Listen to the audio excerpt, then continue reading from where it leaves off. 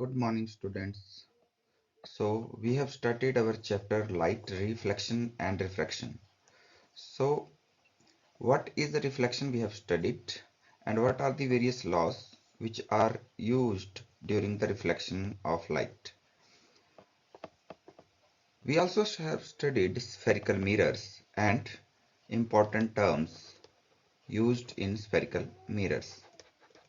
आज हम स्टडी करेंगे रे diagrams. This is the outcome of the ray diagram. किस तरह से रेज, इंसिडेंट रेज स्ट्राइक करती हैं और किस तरह से वो रिफ्लेक्ट होती हैं. इनको करने से पहले आइए एक रिवीजन, क्विक रिवीजन करते हैं जो हमने आज से पहले स्फेरिकल मिरर्स के बारे में पढ़ा. तो चलिए स्टार्ट करते हैं. सबसे पहले हमने स्फेरिकल मिरर्स के बारे में पढ़ा कि स्फेरिकल मिरर्स क्या होते हैं. तो there are two types of spherical mirrors, concave and convex mirror. क्योंकि ये स्फेरिकल होते हैं, स्फेरिकल स्फीयर का पार्ट होते हैं, इसलिए इनको स्फेरिकल मिरर कहते हैं. और सेकेंडली कि रिफ्लेक्टिंग जो सरफेस होता है, इस तरफ को रिफ्लेक्शन हो रही है, तो रिफ्लेक्शन जो सरफेस है दैट इज कर्व्ड. ये कर्व्ड इनवर्ड है तो ये कनकेव मिरर कहलाएगा. ये कर्व आउटवर्ड है तो ये कन्वेक्स मिरर कहलाएगा. और इस मिरर के एक सेंटर पॉइंट में जो पॉइंट है उसे पोल कहेंगे और उसे P से डिनोट करेंगे. तो this is the pole in the centre of the reflecting surface. इसके अलावा क्योंकि हमने कहा कि ये स्फीयर का पार्ट था, तो स्फीयर में एक सेंटर भी होता है एज यू नो. वो सेंटर, जो सेंटर पॉइंट है स्फीयर में, इसको हम सेंटर ऑफ कर्वेचर कहते हैं और इसको C से डिनोट करते हैं. इसी तरह ये देखिए कनकेव मिरर में it is in front of the reflecting surface, whereas in convex mirror the centre of curvature it is opposite to the reflecting surface. ये रिफ्लेक्टिंग सरफेस है और सेंटर ऑफ कर्वेचर इस तरफ को है, मतलब opposite direction में है. सिमिलरली आप देखेंगे इफ हम एक इमेजिनरी लाइन को सपोज करेंगे, we suppose an imaginary line passing through the center of curvature at the pole, that imaginary line is known as principal axis. So this is principal axis. ये जो हमने imaginary line यहाँ draw की है, this imaginary line is called the principal axis. ये हमने discuss कर लिया था.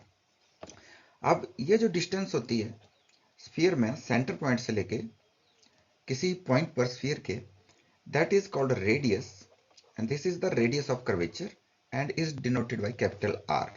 Similarly here. Also we have discussed in the center of the radius, here somewhere, here we see. So this is the focal point, principal focus, and is denoted by capital F. And now you know that this distance P to F is called the focal length. It is the focal length.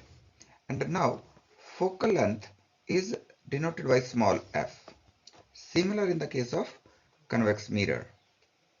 This is the principal focus and the distance here is focal length.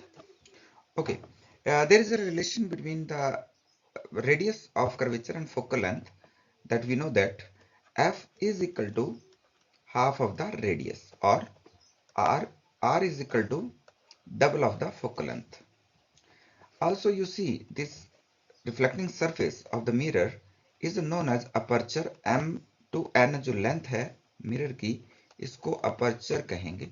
Same in the case of convex mirror. Right. तो चलिए ये हमने discuss कर लिया था पहले. अब हम रे डायग्राम्स की बात करते हैं. तो कनकेव और कन्वेक्स मिरर दोनों में बात करेंगे हम.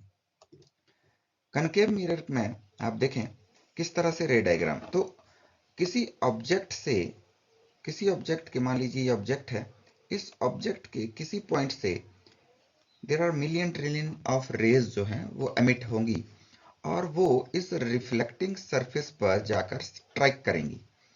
तो हम उन मिलियन ट्रिलियन रेज को अगर ड्रॉ करना चाहें तो हमें लॉ ऑफ रिफ्लेक्शन को फॉलो करना है.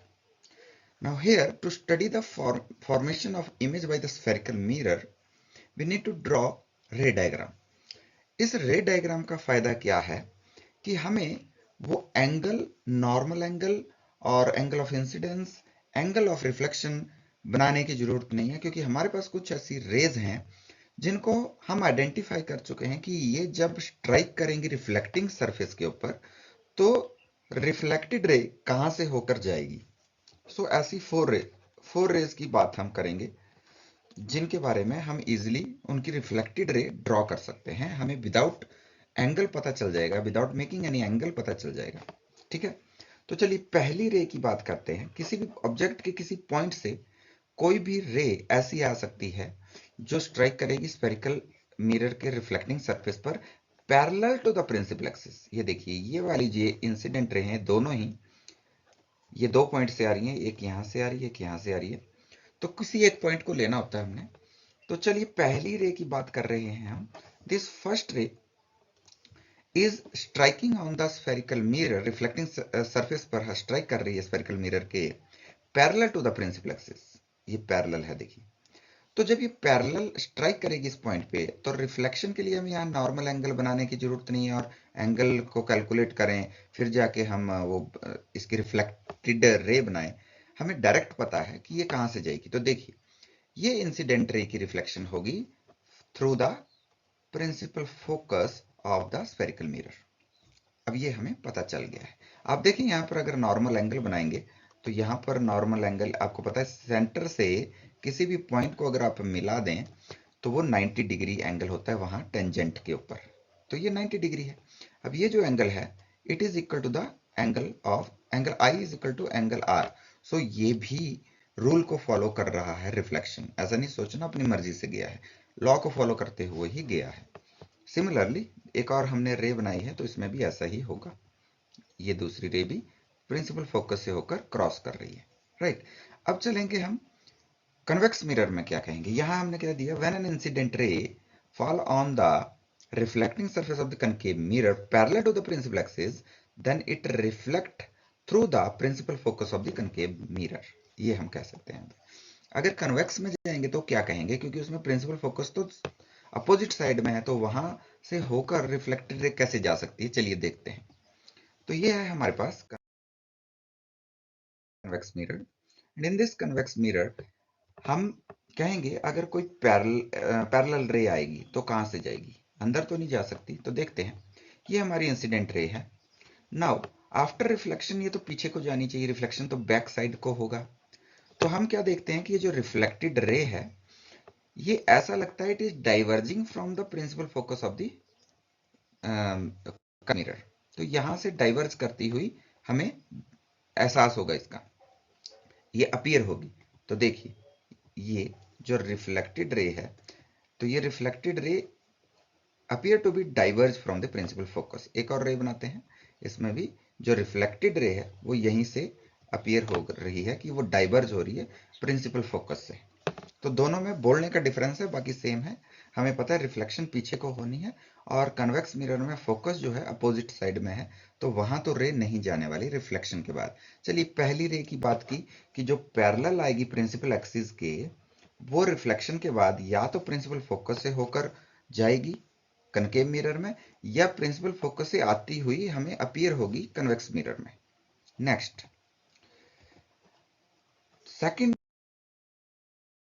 जो हम बात रे की करेंगे, दैट रे हम डिस्कस करेंगे कि जो प्रिंसिपल फोकस से होकर हमने डायरेक्ट की है यहां रिफ्लेक्टिंग सरफेस के ऊपर।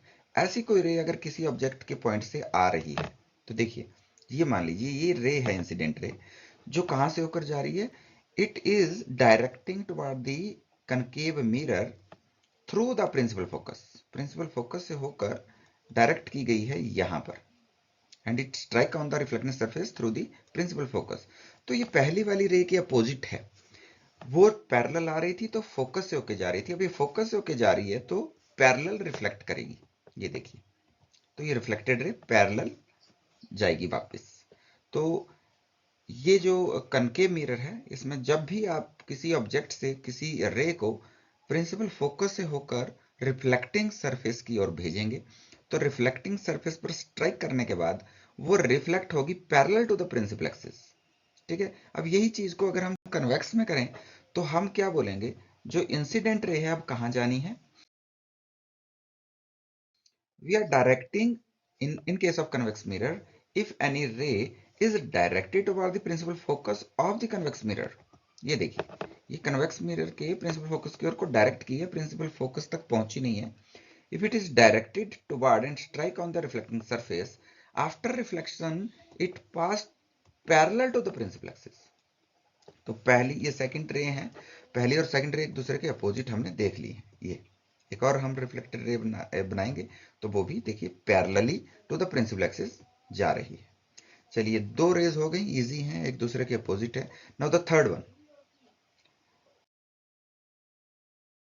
हम कनकेव में बात करेंगे. अगर कोई इंसिडेंट रे striking on the reflecting surface of the concave mirror passing through the center of curvature. तो मैंने आपको क्या बताया, सेंटर ऑफ कर्वेचर, स्फीयर के सेंटर ऑफ कर्वेचर और स्फीयर के पॉइंट, किसी सरफेस पॉइंट को टच करने वाली जो लाइन है, that is a right angle. Right. तो हमने क्या बात की थी कि अगर किसी सरफेस पर, सीधा बनाता हूं, अगर किसी सरफेस के किसी पॉइंट पे हम इंसिडेंट रे स्ट्राइक करें तो उस पॉइंट पर अगर 90 डिग्री का एंगल बनाएंगे तो वो जो रिफ्लेक्टेड रे है वो भी उतना ही एंगल बनाकर जाएगी. तो I is equal to r होगा. लेकिन अगर इस एंगल को कम करेंगे तो ये एंगल भी कम हो जाएगा.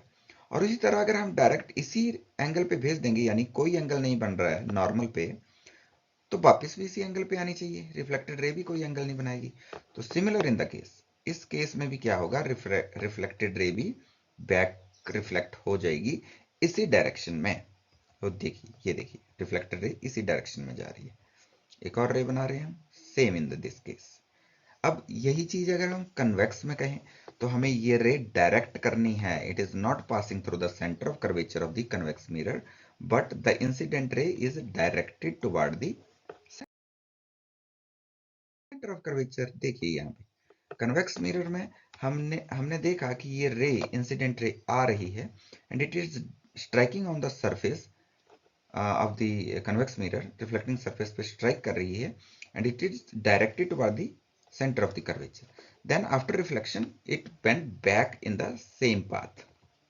Same path पे reflect हो जाएगी back. Another case here. So हमने ये बात कर ली तीन रेज की. इजी हैं, तीनों रेज इजी हैं. हमें पता है सेंटर ऑफ कर्वेचर पे जाएगी तो क्या होगा, वहीं पे वापस हो जाएगी. Now the last one similar रहेगा दोनों केसेस में. यहाँ पे हम किसी रे को आता हुआ देख रहे हैं. Incident ray is directed toward the pole of the aperture. तो इस कनकेव मिरर या स्फेरिकल मिरर के पोल पे स्ट्राइक करेगी ऑब्लिकली. तो देखिए, ये 90 डिग्री का एंगल है, इसके साथ जो एंगल बनेगा ऑब्लिकली ही वो अदर डायरेक्शन में बेंड करनी चाहिए, इतना ही एंगल बनाते हुए. ठीक है. तो ये देखिए, इतना ही एंगल बनाते हुए ये इस तरफ को बेंड कर गई है रिफ्लेक्टेड रे. तो ऐसा ही केस कन्वेक्स में भी होना है. आप देखें यहाँ पे अभी एक और बनाई है हमने. तो कन्वेक्स मिरर में बात करें तो पोल उसमें भी कहाँ है, मिरर पर ही है. तो दोनों में सेम केस रहेगा, दोनों में सेम ही चीज बोली जाएगी, चाहे कनकेव हो चाहे कन्वेक्स. व्हेन ऑब्लिकली डायरेक्ट करती है कोई incident ray toward the pole and strike on the pole, तो ये ऑब्लिकली ही बेंड करेगी इन अदर डायरेक्शन में. ठीक है. ये देखिए, तो ये चार रेज हैं हमारी, 4 रेज हमने पढ़ी हैं जो अंडरस्टैंड करने में इजी हैं और इनमें कोई कंफ्यूजन भी नहीं रहेगा आपको. इन 4 रेज को अगर आप स्टडी कर लेते हैं कि ये रिफ्लेक्शन कहाँ से हो रही है इनकी, आपको कोई एंगल बनाने की जरूरत नहीं पड़ेगी. एंड यू विल सी कि इन्हीं 4 रेज का यूज करके हम किसी मिरर में, किसी स्फेरिकल मिरर में, चाहे कनकेव हो कन्वेक्स हो, इमेज कहाँ फॉर्म होनी है ये आइडेंटिफाई कर सकते हैं. तो हमें 4 रेज नहीं चाहिए, वहां पे केवल 2 रेज चाहिए और उनके बारे में हम डिस्कस करेंगे कि इमेज फॉर्मेशन स्फेरिकल और कनकेव मिरर में कैसे होगी. ठीक है. तो ये लास्ट वाली रे आपने ध्यान से देखनी है. A ray incident obliquely to the principal focus, sorry to the pole और point P, it reflect obliquely. ठीक है. So this is all about ray diagrams on the spherical mirror. इसके बाद हम images formation करेंगे, तब तक इसको आप ध्यान से पढ़िए. अगले वीडियो तक के लिए ओके, थैंक यू.